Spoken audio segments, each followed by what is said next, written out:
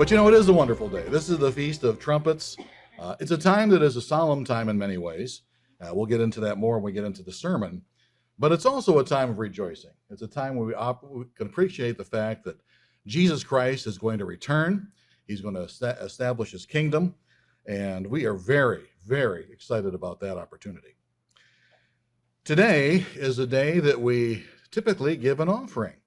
We only do this as a congregation on the holy days, on the annual high days. And I'm going to ask a question. Why do we give offerings on the high days? Well, the answer to that is fairly obvious. The answer is because God tells us to do that. And we certainly want to do the things God tells us to do, don't we? But there's another way we can look at that. We don't want to just do things because God commands us to do things. For example, we keep the Sabbath and the annual high days because they are so very meaningful to us. We want to keep them.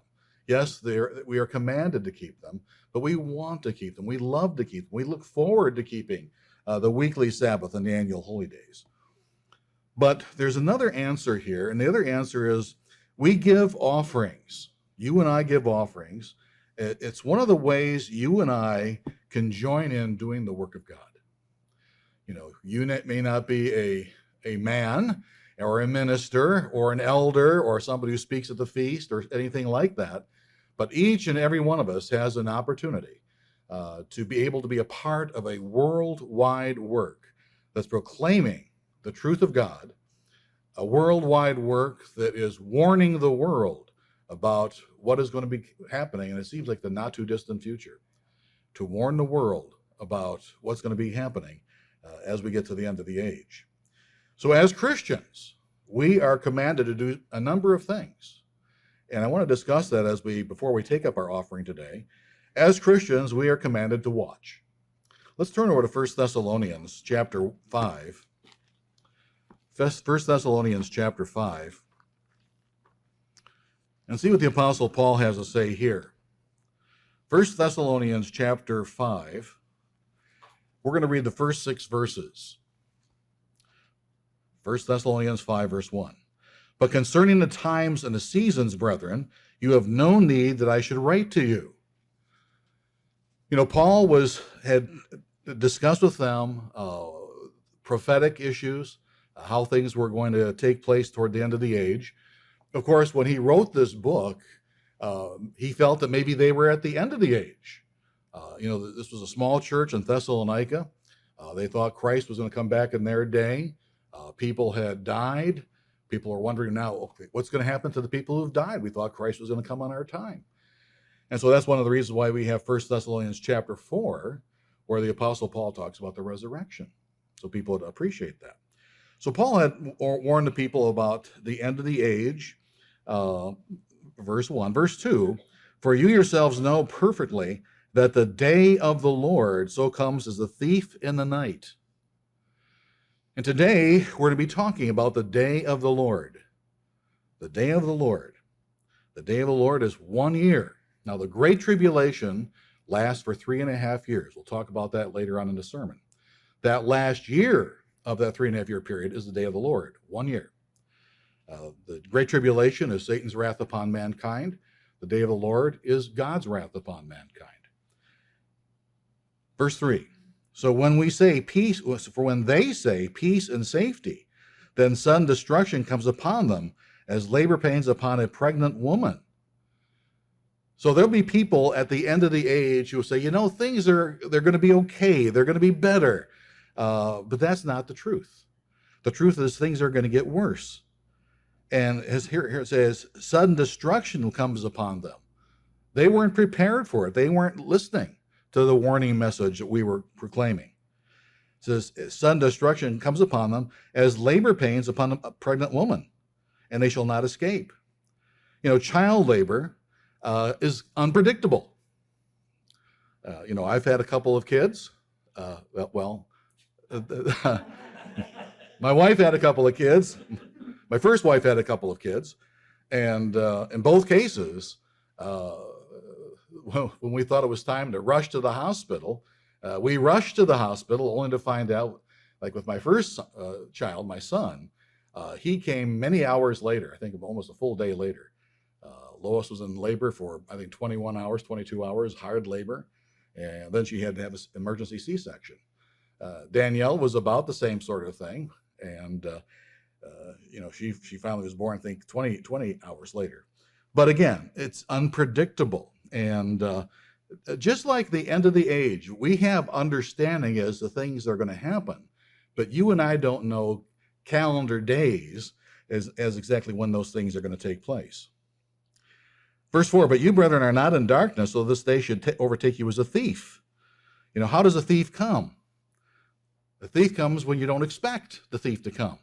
Now we know when Christ returns, it's going to be noisy. There's going to be trumpet blasts. It's not going to be something that's quiet. As Christ goes around the world collecting the saints, those trumpets are blaring, and the last trumpet is blasting. So it's going to be a noisy occurrence. Verse 5, you are all sons of light and sons of the day. We are not of the night nor of the darkness. Therefore, let us not sleep as others do, but let us watch and be sober. And so that's one of the things I wanted to make sure we talked about today, that as we are preparing for the end of the age, we need to be watching and to be sober. We need to take a look at what's happening in world news, what's happening in national news. And I know, brethren, a number of you probably have stopped watching news because the news these days can be so very discouraging. But we need to keep an eye on these things and understand what's taking place. So as Christians, we are commanded to watch. As Christians, we're also commanded to act, to do something. Let's look at the book of Ezekiel. Let's go to Ezekiel chapter 33. Because this shows a commission that we have that we need to take very, very seriously. And this is one of the reasons why we take up this offering. The offering you're going to give in just a moment or two. An offering that helps proclaim the truth of God, helps get those booklets that we send out to people, helps keep that website open. A website, brethren, that millions upon millions of people have gone to our website. It's one of the top Christian websites in the whole world. Now we're talking about when you have the Catholic Church and their website and other churches. I think we many times have been in the top 10.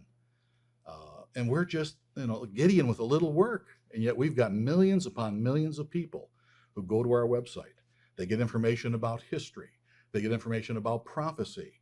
They get information about salvation matters. They get material about how to overcome alcoholism or drug abuse, or how they can have a better marriage. There are so many things that we put out in our website that are so very beneficial. And you, with every penny that you can give, you are a part of that. You're a part of helping people understand the truth. And as I've said to you on a number of occasions, for those of you who've been in a church since the 1960s, I owe you a debt of gratitude, because it was because of your sending in your pennies and your dollars that Randy D'Alessandro back in 1967 first heard the broadcast, first wrote for a piece of literature, first got an understanding of how to live my life as a 15-year-old kid.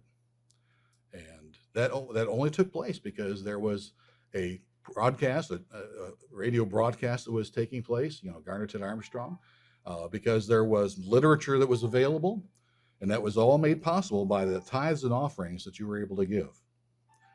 So let's take a look now at Ezekiel chapter 33. Again, the word of the Lord came to me, saying, Son of man, speak to the children of your people, and say to them, when I bring the sword upon the land, and the people of the land take a man from their territory, make him their watchman. When he sees the sword coming upon the land, if he blows the trumpet, and today's a day of trumpets, isn't it?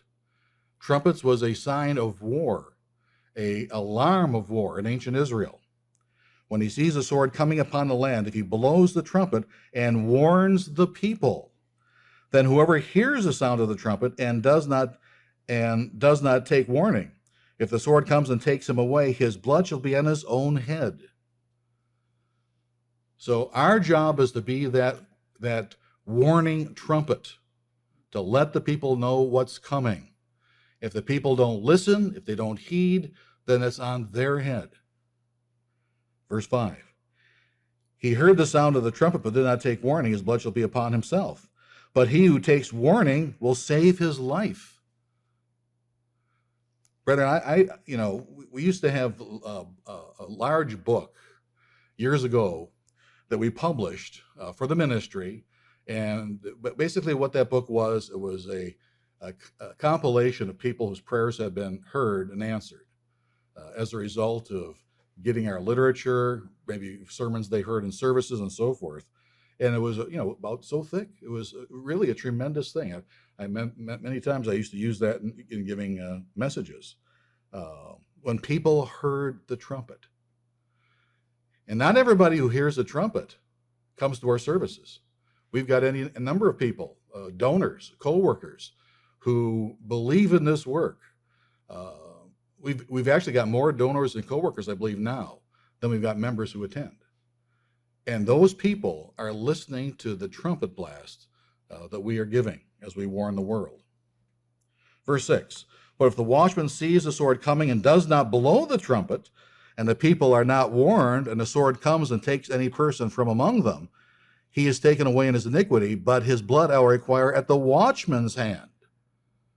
So God says, you have a responsibility. You get out that warning. If you don't get out that warning, then I'll require it at your hand. But brethren, when we're talking about watchmen, it's easy to say, well, that's just for the ministry. And it is for us in the ministry. But we have to be supported by you who are not ministers. You who give of your tithes and your offerings like you're going to be doing today, so that we can have a work that can proclaim and be used as a trumpet. So you, son of man, I have made you a watchman for the house of Israel. Therefore you shall hear a word from my mouth and warn them for me.